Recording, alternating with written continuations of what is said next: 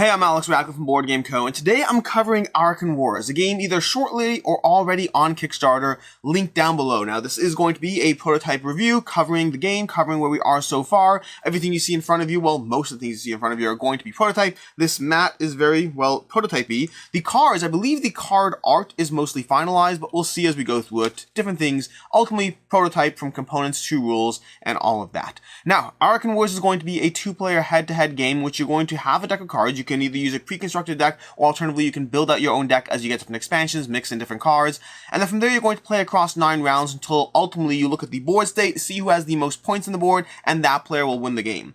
It's pretty much that simple. The turn structure is going to be, you're going to draw a hand of 7 cards, 1, 2, 3, 4, 5, 6, 7. I can count to 7. It's all good. Then you're going to go ahead and decide if you want an initial mulligan from the beginning of the game. So at the beginning of the game, you can choose to mulligan. And then from there, once you're all ready to go, once you and your opponents are good to go, both of you taking one of the factions. We currently have 4 factions here, the red, blue, green, and black. I do not know all the names of them, but from there, you're going to go ahead and choose cards that you want to play. You see, on your turn, you're going to have the starting player is going to choose 2 cards, putting them down into the center grid. Let's go ahead and just do so. I'm not going to worry about tactics here. I'm focusing more on the gameplay. So I'm going to go ahead and throw down this card over here. They do go face down, by the way. And that's the same card. That's a different card. Let's go ahead and put this card down over here. Every card on the grid has to be placed adjacent to another card. So go ahead. I'm down to 5. We're going to have the opponent go ahead and grab some cards. And I'm not going to focus too much on what they do. Let's go ahead and have them put one over here and one over here, as if that actually makes sense. I have no idea if it does. Then we're going to go ahead and reveal the cards and go back and forth, starting with the starting player, in this case the green player, is going to go ahead and take turns doing their activations. So let's play this out. I don't even know how this is going, but let's see if we can find this out. We have a ranged attack of 2 over here, so that means you can measure your attack of 1 against this character, but your attack has to be stronger than your opponent's defense. Not equal, has to be stronger, which means that ranged attack is great, but not enough to help against this person. Meanwhile, this venomous bug over here can go ahead and attack this person. So let's go ahead and kill the Nihilist Penguin. I love the idea of a Nihilist Penguin, let's be clear with that. So the Venomous Death Bug with its attack of 2 is going to go ahead and activate, dropping an activation token on it, and go ahead and attack this creature. Its attack of 2, defeating the defense of 1. That creature is going to go ahead and be dead into the opponent's discard pile. This character over here can attack, but it won't do much. 1 versus 1 won't do anything for us. So, and then the Nihilist Penguin does have the benefit of a movement. So we're going to with Nihilist Penguin, the movement's not going to help at all that much. It can move around the board, and it can potentially be buffed by other people. Right now, its attack of 0 won't do much for it at all, but it does have movement, and that's key in this game. There is no movement without a movement ability. So let's just go ahead and pretend that we're going to move over here. That seems like a bad idea. Let's go ahead and move over here. No particular reason we're going to do that. From there, every player is going to go ahead and draw up. And by the way, that's going to go ahead and activate when it does so. And then we're going to go ahead and clear activation tokens, or you can flip them alternatively. Just flip them, and then we'll go from there. So we'll go ahead and put this here as well, and we flip them back to their ready side, ready to go. We move on to the next round like so, and both players draw up to their hand size. Now the difference is, now you're going to alternate who goes first. So we're going to go ahead with the blue team. Blue team, with a little more intent this time, looking at my cards, we'll go ahead and do, ooh, that seems useful. I'm going to go ahead and definitely grab that. I'm going to throw this down, knowing that I go first. It's going to be helpful. And we're going to go ahead. Those are just those Nihilist Penguins, man. They're not that helpful. I guess we'll go ahead and I want better cards. But you know what? Honestly, I should have anyway 2 more cards because my hand size. So I'm going to grab 2 more cards. And that, okay, that's useful-ish. Not that useful. We're just going to go ahead and throw, you know what? We're going to throw this down over here. And then this down over here. So we're going to throw these down like so. That might be beneficial, it might not be. Then we're going to go ahead and counter with the green side. Green side placing some things down. Ooh, that's not that useful. Let's go ahead and throw one of these down over here. We're going to throw down one there. You know what, we'll actually throw it down over here, preventing that penguin situation. And then we'll go ahead and use, ooh, that would be a cool ability. That is a cool ability. I'm going to go ahead and do this one over here, like so. And now we're going to go ahead and resolve the turns. Now, it does help that I know what people played, but you get the idea here. So, we're going to go ahead and flip them. And this time, blue is activating first. And blue's going to go ahead and throwing down 2 Lunar Wendigos with an attack of 1 and a defense of 2. They're going to activate first. Let's grab some tokens, put them down, and go ahead and activate the characters one at a time. So we're going to go ahead. We have this down here, and it's time to activate. Now, blue over here can go ahead and attack this, but 1 versus 1 is going to do nothing. They can attack the Vestor Archer. That's probably the best way to go, because attacking the Vestor Archer is going to be 2. You can have characters join up, so they're 2 attack, 1 plus 1 against the Vestor Archer. They're going to go ahead and both activate, combining their attack and taking out the Vestor Archer, going into his discard pile. And then the Penguin again.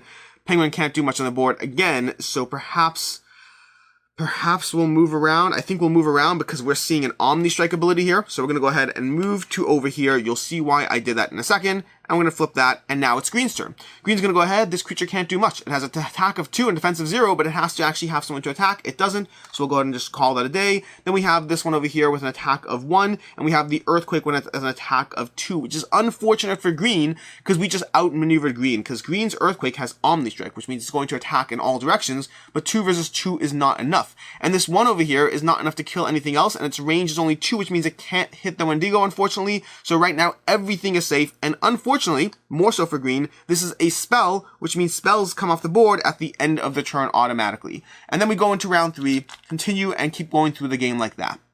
You're going to do that until you go through all 9 rounds. Now in this game, you are going to see your whole deck. You're not going to go through your whole deck, you're going to see your whole deck. Your deck construction involves the perfect amount of cards that with your starting 7 cards, plus the 18 or so you're going to have, or 16, whatever it is, you're going to draw throughout the game. And the final round of the game, you're going to have your last 7 cards from the game are going to be in your hand, which means while you may not play all your cards, you won't have that option, you will have the option to see every single card that you put into your pre-constructed deck. And that is basically AracKhan Wars. It's all about that placement. Play 2 cards, take actions with your characters, go back and forth, rinse, rotate, decide who's going, not decide, alternate who's going to start every single round. That person plays first and activates first. Activate all your characters on the board. Your characters are static unless they have movement abilities or ranged abilities or anything else that manipulates the game state. And ultimately you're trying to match up your attack against your opponent's defense, potentially ganging up when relevant. Let's cover one more aspect because we didn't really see it over here. There's also going to be an aspect of every deck is usually going to have some stronger cards in it that will show up. And you're also going to have static cards, which are kind of like spells, but not really spells. They're, in this case, the Tree of Life. Let's show you what the Tree of Life does so you can see it. This is going to have a value over there of 10. We'll cover the value in a second. Benefit: all adjacent active allied creatures that are defeated are deactivated instead of destroyed. So this is a great card to put in a bit of a hub of creatures because those creatures will be deactivated instead of destroyed, and they have to be killed while deactivated to actually kill them. So that Tree of Life is incredibly cool. Also has a defense value of 4, which means it's pretty hard for the opponents to kill it, and can be a solid card over there. The way you win the game at the end of 9 rounds is you add up the influence value of all the characters on the board in each of the 2 factions. And whoever has the higher influence value will win the game. It's also worth noting, when you have cards like the Tree of Life, your opponent, if they actually do kill them, can take them over for themselves, which will be, it's not going to be good when that happens. And that is effectively AracKhan Wars, a deck building, kind of tactical arena. It's almost a hybrid game to a degree. It's not your typical, deck building 2-player head-to-head game with an abstracted arena, nor is it a game like Summoner Wars where you have actual movement around the board. It has a tactical grid, but a tactical grid that is far more about the placement of things and the knowledge that as you kill different things, slots will open up, taking advantage of those slots as you go. It fits into this different, interesting space that actually makes it fairly unique, at least from the games I've played in this genre in general. The art and production is great. I mean, the production is, well, it's cards, so, the production is limited in how great it is, but the art is mostly gorgeous. I don't know why I said mostly gorgeous. The art's just straight up gorgeous. You can see the general graphic design over here. Let's go ahead and just show you a assortment of cards. So we have over here, we have the Western Forge, we have the Berserker. Let's go ahead and show you some cards. You can just generally see the art's great, the graphic design is solid, the board is, well, it's a board. I'm not overly impressed by the arena, but nor do I know if it's a final map. We're going to have a whole bunch of this other faction over here. I believe it's called the Legion, if I'm not mistaken. We have just tons of cards, beautifully illustrated, solid in that sense. And the Kickstarter is going to have, actually I don't know exactly what it does have, but it has a variety of different factions. The core factions it'll have, I do not know if it has more factions. It'll have expandable content for those factions, so you can continue to develop and augment the decks as you go through it, because your starting deck will be fairly fixed, but as you get more and more content, you have more and more room to actually customize the game. It's going to have that deck building aspect, that fun, that reward of, okay, great, I have a deck, but how can I iterate towards a better deck? How can I iterate towards a deck that is more likely to take down my opponent with whatever they decided to build? Now, so far, from what I understand, there is no deck melding, so to speak. You're not merging the blue and the red faction together, at least not from what I've seen so far. It could be they'll add something like that. I have no real idea, but it's really you choose your faction, you deck build from there, and you go ahead and play it. The abilities are simple and yet work. There's a handy dandy little sheet of the reference of the abilities. We have them down somewhere on this last page of this fairly short rule book. Let's see if we can find them over here. There's some over here. Here we go. The Swarm. We have the abilities. We have Swarm. We have Attributes, Omnistrike, Initiative, Flight. There's like 6 or 7 abilities in this game so far. I'm sure more will develop either in the Kickstarter or over time. But what we have so far is fairly simple to understand. It's fairly simple to go through. You really just teach people the game the way I just did, and people basically know everything they need to know past referencing up to like 5 or 6 abilities in this game. It is simple to play, simple to teach, simple to understand. Goes through the whole game, takes maybe 30 to 45 minutes depending on the players and also just how analysis paralysis prone they are. But it is a simple deck building game which everything in the game supports each other. You're placing down cards in a way that will support you. You're placing down cards with the understanding that you're both tempting your opponent. You place down a face down card at the right, well, this is going to throw me off because it's another color. You place down the right card at the right time. Like even just that Tree of Life. When I place that face down knowing full well that my opponents will try to attack whatever it is, but they're not prepping for the fact that I'll have a 4. A 4 can be huge, which can set me up for a solid counterattack to whatever they place down, because after I survive their initial assault. Or perhaps I place a spell on the board that can instead totally destroy them. Or perhaps even more so, there's going to be this Astral Plane over here. Astral Plane is going to be the concept that you're going to play certain spells. If I can find any over here, don't know exactly where they are. But there's going to be some cards that go in the Astral Plane area over here that exist outside the board and affect the board, taking things out. Again, only lasting around until utilized. And this game is not about killing. It's about winning. It is about winning the game with the objectives over here. Your goal isn't to kill your opponent, not in the slightest. Your goal is to have more objectives points on the board at the end of the game, which means, sure, you can take an approach of killing them. At the end of the day, if you subtract from their points, they will potentially lose. But more than that, if you set up a defensive stronghold where you're just well positioned to defend and you're not worried about being attacked by your opponents, that can work for you just as well. I generally like it in games when they give you some sort of secondary aspect to go for other than just straight head-to-head combat. It provides that tactical choice of, am I actually focused on killing you, or am I just focused on outlasting you in this game? And that whole aspect of the grid without movement, it lends itself to that tactical placement. It lends itself to that choice of trying to figure out how this game will play in a way that does end up feeling slightly different than anything else I've played. Now, as far as things I don't like in this game, there's going to be a few things, and 3 of them, well, 3 specifically, one of which I mentioned already as something I like, which is going to be the deck building.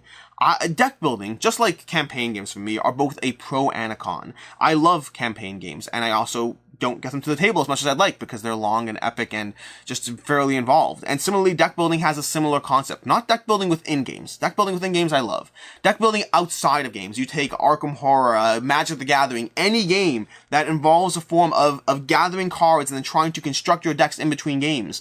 That takes an extra degree of attention, of playtime, and it's one of those things which is a double-edged sword. If there's not a lot of content for deck builders, then I feel that the deck building isn't as fully fleshed out or utilized as I would like. I want to be able to do a ton of stuff. And if there is a lot of content, then it's even more involved. It's more costly, it takes more time. You have to be on top of it and constantly getting whatever new content there is. So deck building for me is both a pro and a con in all games, including AracKhan Wars. Secondly, I didn't feel the off turns mattered as much. Now that's going to be with exceptions. So in the game, what you have is you're going to be alternately going back and forth in terms of who goes first and who goes second in the game. When you go first, you can do a lot in this game. You can set down your cards. You have the exact placement. You're activating before your opponent, which means you can often take out the things that they just played, depending on what your situation and setup is. Going second is much more of a defensive structure of trying to just survive until the end of the round. Now, don't get me wrong, a lot of the time will be totally fine. A lot of the time you do set yourself up, you're not focused on this round, you're focused on setting up for the next round so you can be better prepared for then. But it does feel that your primary attacking is going to be on your off turns as opposed to every turn, and it is a bit of a I would be curious. I'd be very curious to see it played out if you alternated actions instead of alternated turns. Because in this game, every round, the player goes first for all the actions, then the other player goes with whatever's left alive after that. I am curious if you alternated actions or could potentially provide a different tactical twist to how the game plays. I don't know if it's balanced for that at all, but it could totally change up the game and possibly make it feel like you're not just waiting for the turn that you go first next. And then the most important thing, the one that I would say is the biggest potential issue, is while most of the games I have played of AracKhan Wars have been fairly well balanced, while most of the games have had a push and a pull, as one player pulls ahead, the next player pulls up, the next player pulls ahead, there have been a few games where someone pulled ahead early and it was just very hard to come back from that. An early game lead where another player has just a ton of stuff on the board because of a few either lucky or well placed, whatever it was in the first 3 rounds of the game, lending itself to having, 5 or 6 compared to 1 or 2, that imbalance can last the whole game. It is very hard to come back from a player running ahead in this game. So I would say that is the biggest critique from the things I didn't like. The aspect of every 5th game or whatever it is might result in you just feeling like, well, let's just call it a day and reset because there's no way I'm coming back from that, and I'd rather not play the full 9 rounds till the end. As far as what I can see others not liking, first of all, is going to be that movement aspect. While I appreciate the puzzle that AracKhan Wars gives me that is different than other games, other players may feel like there's a grid here and they want to move. You may play this game and be like, oh yeah, awesome, I'm going to go ahead, and again, stop playing with these decks. I'm going to go ahead and I'm going to play this card over here, and then I'm going to go ahead and move it. You can't move it. You can't. And especially that first game. I'd say the first game more so than future games, you might walk in thinking things are moving around the board, and then after your initial placement goes down and you're like, well, you can't move that. You're like, that's right, I can't move that. And I put it in a really bad spot that's not helping me. So whether it's the planning aspect of knowing what to expect, or whether it's just you just want to move in the game, AracKhan Wars is a game which movement is limited exclusively to characters that have movement, and that might make you feel constricted because the board might make you think or perceive that it's a different game. And then secondly, you're going to lose a lot of troops in this game. Despite what I said about how it's not about killing opponents, it's about getting the most objective points on the board, at the end of the day, there's going to be death in this game. There's going to be a lot of characters being hit back and forth. One turn you'll hit 2 of theirs, next turn they'll hit 2 of yours. You're playing down 2 cards every single round of this game, which means 4 cards are being added to the board every single round, and there's not 36 cards on this board at the end of the game. I guarantee you that. The cards are constantly being hit, pinged, taken down, and you're going to constantly feel rewarded as you attack others, but also you may not like your characters dying a lot in this game, and that is going to be part of the process. You can't win chess without losing a few pieces, and AracKhan Wars, it's a very apt description of AracKhan Wars because AracKhan Wars is almost a tactical abstract game combined with a traditional CCG deck building genre.